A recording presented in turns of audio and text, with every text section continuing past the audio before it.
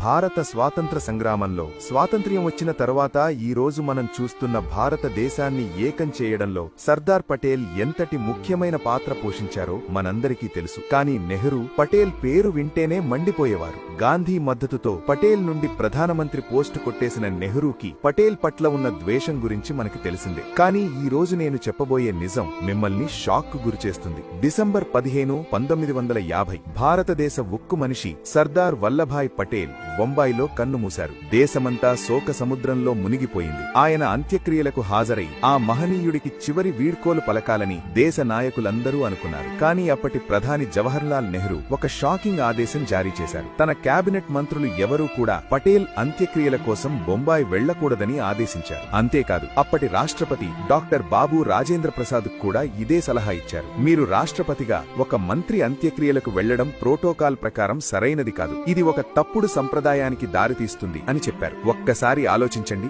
దేశం కోసం సర్వస్వం త్యాగం చేసిన ఒక సహచరుడు చనిపోతే ప్రోటోకాల్ పేరుతో ఆఖరి చూపుకు కూడా వెళ్లొద్దని చెప్పడం ఎంత విచిత్రమో కదా. కానీ రాష్ట్రపతి రాజేంద్ర ప్రసాద్ నెహ్రూ మాటను లెక్క చేయలేదు. నాకు సర్దార్ పటేల్ కు మధ్య ఉన్న సంబంధం ఏ ప్రోటోకాల్ కు కట్టుబడదు, నేను ఖచ్చితంగా వెళతాను అని తేల్చి చెప్పారు. ఆయన అంత్యక్రియలకు హాజరయ్యారు. ఆయనతో పాటు కేబినెట్ లోని చాలా మంది మంత్రులు కూడా నెహ్రూ ఆదేశాలను ధిక్కరించి తమ ప్రియతమ నాయకుడికి